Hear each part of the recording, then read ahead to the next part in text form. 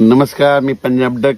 आज आहे 19 मार्च 2026 आणि आज विशेष म्हणजे गुढीपाडवा आहे. तर सर्वप्रथम शेतकरी सणाच्या गुढीपाडव्याच्या माझ्याकडून शेतकऱ्याला खूप खूप शुभेच्छा. आणि आज आहे गुढीपाडव्याच्या निमित्तानं एक शेतकऱ्याला सांगू इच्छितो की काय झालं की काल थोडीफार प्रसारमाध्यमातून काही लोकांचं असं म्हणणं येईल की पश्चिम महाराष्ट्रातला अंदाज देऊन सांगली, सातारा, सोलापूर, कोल्हापूर आणि नाशिक जिल्ह्याचा अंदाज देऊन. तर आजपासून गुढीपाडव्याच्या निमित्तानं सर्व त्या पश्चिम महाराष्ट्रातल्या शेतकऱ्याला सांगू इच्छितो की यापुढं तुमच्या पश्चिम महाराष्ट्राचा कोल्हापूर, सोलापूर, पंढरपूर त्या परिसरातला मी यापुढं अंदाज देणार नाही म्हणून हे तुम्हाला सांगू इच्छितो. तुम्हाला माझा अंदाज देण्याचा उद्देश असा आहे की मी सांगितल्याच्यानंतर ज्या शेतकऱ्याचा गहू असेल, हरभरा असेल, कांदा असेल त्याचं काळजी घरी काढता घेऊन यावे, लवकर झाकता यावे त्या पूर्वकल्पना म्हणून मी हे देत होतो. पण त्यांचं जर माझ्या अंदाजामुळे जर भाव पडत असेल तर मी तिकडला अंदाज सोडायला तयार आहे. आजपासून तिकडचा अंदाज देणार नाही. फक्त माझ्या विदर्भातले 6 जिल्हे, पश्चिम विदर्भातले 11 आणि आमच्या मराठवाडा, त्याच्यानंतर जळगाव, धुळे, नंदुरबार, संभाजीनगर ह्या पट्ट्यातला असा ह्या विदर्भ मराठवाड्यातला मी या आजपासून अंदाज देणार आहे. म्हणजे फक्त आम्ही तिकडला म्हणजे जे द्राक्ष पट्टा आहे त्यांचा अंदाज आजपासून तुम्हाला दिसणार नाही. आणि विशेष म्हणजे हा कोरडवाहू शेतकऱ्यासाठी फक्त विदर्भ मराठवाड्यात अंदाज राहील.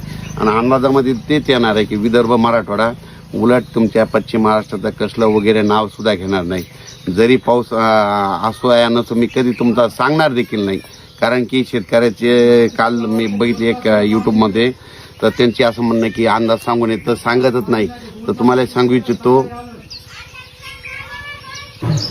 तर आजपासून तुम्हाला सांगू इच्छितो फक्त विदर्भ, मराठवाडा आणि खानदेशचे काही जिल्हे त्या पट्ट्यातलाच मी अंदाज देणार आहे. म्हणजे विदर्भाचे 6 आणि 5 11 जिल्हे, ते मराठवाड्यातले 7 आणि जळगाव, धुळे,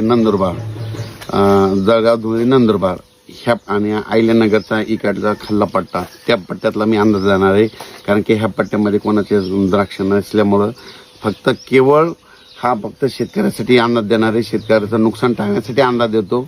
नसा अंदाज देण्याचं हेच म्हणजे हे की आपल्या शेतकऱ्याचं ह्या निसर्गाच्या लहरीपणापासून नुकसान होऊ नये म्हणून मी हे अंदाज देत असतो.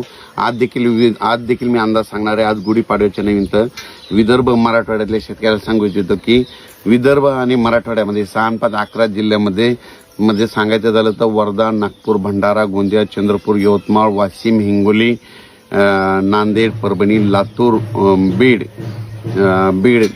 जालना, संभाजीनगर, जळगाव, धुळे, नंदुरबार, त्याच्यानंतर बुलढाणा, अकोला, अमरावती या पट्ट्यातल्या सर्व शेतकऱ्याला सांगू की आणखीन आज आणि उद्याच्या दिवसात विदर्भ, मराठवाड्यामध्ये पावसाचं वातावरण राहणार आहे. काही ठिकाणी वारं सुटेल, कुठं पाऊस येईल, कुठं गारा देखील पडतील म्हणून हा अंदाज लक्षात येतात. हे फक्त 2 दिवस वातावरण राहणार आहे म्हणून हा अंदाज महाराष्ट्रातल्या शेतकऱ्यांनी गुढीपाडव्यानिमित्त हा अंदाज हे लक्षात घ्यायचा. कारण की राज्यामध्ये म्हणजे आज देखील आमच्या भागामध्ये खूप पाऊस झाला सकाळी आणि बऱ्याच शेतकऱ्याचा गहू राहिला होता तर त्यांचं नुकसान झालं. पण आता हे आणखीन 2 दिवस विदर्भ, मराठवाड्यामध्ये म्हणजे पूर्व विदर्भ मराठवाड्यामध्ये 6 आणि 5 11 जिल्ह्यामध्ये आणि त्याच्यानंतर मराठवाड्याचे 7 जिल्हे आणि तेलंगणा आणि मध्य प्रदेश ह्या सर्व शेतकऱ्याला सांगू इच्छितो की 2 दिवस आणखीन पावसाचं वातावरण राहणार आहे म्हणून हा अंदाज लक्षात घ्यायचा. त्याच्यानंतर 21 तारखेच्या नंतर परत हवामान कोरडं होणार आहे म्हणून हा अंदाज देखील सर्व शेतकऱ्यांनी लक्षात घ्यावा. आता ज्यांचा कोणाचा गहू राहिलेला असेल, हरभरा असेल, आज आणि उद्याचे दिवस वातावरण खराब आहे. त्याच्यानंतर 21 पासून वातावरण एकदम स्वच्छ होणार आहे. त्याच्यानंतर हवामान कोरडं होणार आहे. त्याच्यानंतर तुम्ही तुमचा गहू असेल, हरभरा असेल तर ते काढू शकता. म्हणून हे सर्व शेतकऱ्यांनी गुढीपाडव्यानिमित्त हा अंदाज लक्षात घ्यावा. धन्यवाद.